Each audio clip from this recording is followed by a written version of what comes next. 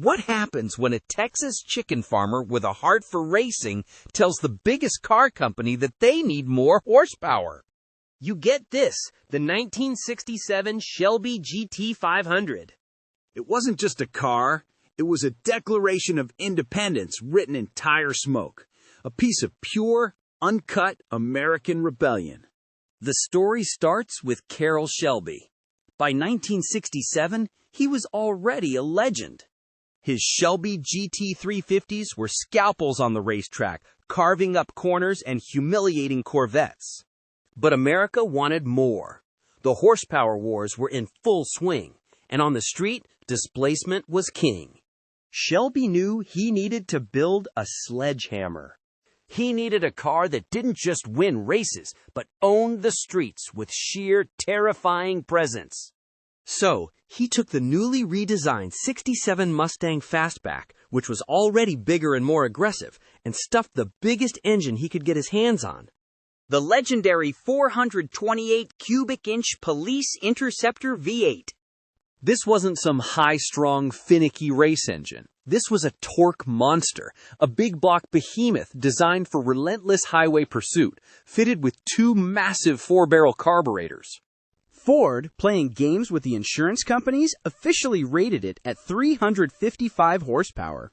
But anyone who got behind the wheel knew that was a straight-faced lie. The real number was well north of 400 horsepower with a gut-punching 420 pound-feet of torque. This engine didn't just purr, it gargled thunder. That kind of power translated into brutal acceleration. 0 to 60 took about 6.5 seconds. Now, your modern-day hot hatch might beat that, but in 1967, that was like strapping yourself to a Sidewinder missile. It would demolish the quarter mile in the mid-14s, a time that put it in the territory of the era's most feared muscle cars. This machine was built to dominate from light to light, but the GT500 was more than just a big engine. It had a look that could curdle milk. Shelby's team transformed the Mustang's handsome lines into something truly menacing. The front end was pure aggression. The grille pushed forward with two high-beam lights like the eyes of a predator. The fiberglass hood had massive, functional scoops to feed the beast underneath. Functional brake-cooling scoops were molded into the sides, and out back, a wicked ducktail spoiler sat above the taillights from the Mercury Cougar. This car didn't just ask for attention, it mugged you for it. And yes, for all you movie buffs, this inspired the icon, Eleanor. But while Eleanor was a custom Hollywood creation, this is the real McCoy, the original gangster. Of course, taming this beast was a different ballgame. Muscle cars of the 60s were great in a straight line and terrifying everywhere else. Shelby, a race car driver, did his best to fix that. The GT500 got a beefed-up suspension, heavy-duty shocks, front disc brakes, and a roll bar. But make no mistake, it was no refined sports car. It was a raw, visceral experience. Power steering was welcome, but you still had to wrestle it.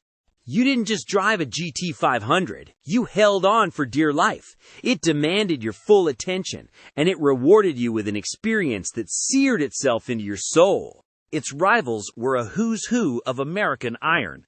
A Hemi might be faster in a drag race. A Corvette might be nimbler on a road course, but none had the complete package like the GT500.